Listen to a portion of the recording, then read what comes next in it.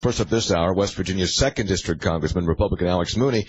And he's among those participating in the American Conservative Union Foundation and Cardinal Institute conference in Charleston today. And Jeff Sessions, the Attorney General, is going to be there later today. That's at the 4 Points by Sheraton in Charleston. And Congressman Mooney joins us on Metro News Talkline. Congressman, good morning. Welcome in. Good to talk to you.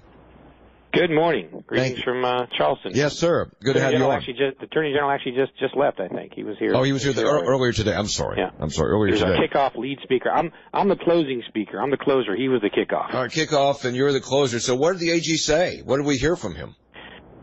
You know, he's very serious about enforcing the laws, and he said some interesting statistics. For example, last year there were 1.3 million drug-related hospital visits, and obviously that shows the addiction issues there. He actually said in 2015, they've done the research. In 2015, there were more opioid prescriptions than people in West Virginia. Oh, yeah. So I can believe that. Yeah, the overprescribing. Yeah. So, we know this is a serious issue here, and he's serious about it. He talked about the law enforcement. There's a lot about doctors overprescribing. We had an example of that in West Virginia a couple of months ago. A doctor's been arrested, pled guilty for prescribing, I was like 15,000 or something prescriptions in a couple month period of time, and it was just a drug, mill for drug addictions. So he's serious about, in his talk today, he made it clear he's very serious about going after the bad actors. And there's only few. He did say there's only a few. He's done a lot of research. There's not that many. It was his exact words. There are not that many. I wrote it down. Doctors or pharmacists who would do anything illegal.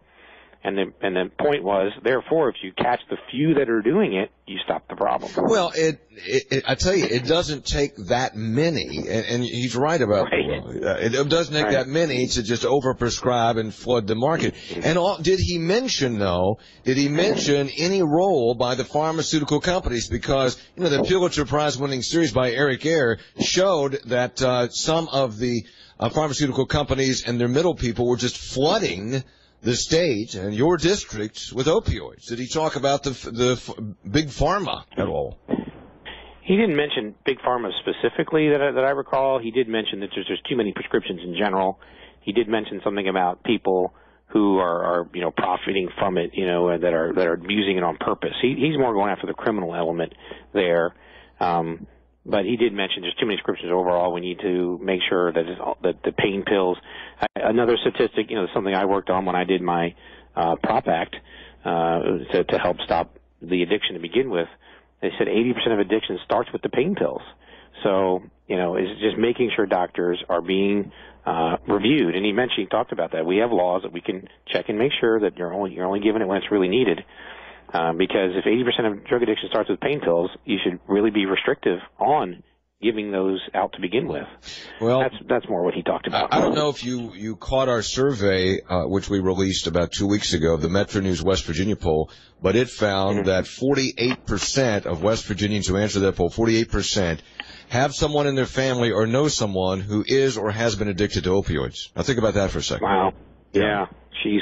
That's Yep. That's mind-blowing. Okay, now, the other part of this seminar today of the American Conservative Union Foundation and the Cardinal Institute is about developing solutions to improve the economy. Okay, well, the government is notoriously kind of bad at that. The private sector is much better at job creation. So where's the nexus here? What are you all looking at today in terms of improving the economy, government's role, or just that? Well, I agree with you there. I mean, it's more the government getting out of the way so the economy can be improved. Obviously, there's things we need to do, like build the roads and fix the bridges and have the infrastructure there with, the internet and all those things so you can bring businesses in. But obviously, the President Trump on his own, and I wholeheartedly support what he's doing, has helped get rid of some of the regulations, particularly on the coal industry, to help the economy there. But here, one of the things I'm going to talk about is this Family Prosperity Index, where they've broadened out a bit over just economic numbers and looking at things like church attendance, the family unit, having moms and dads in the homes, and how that helps decrease drug addiction and how it's frankly good for the economy.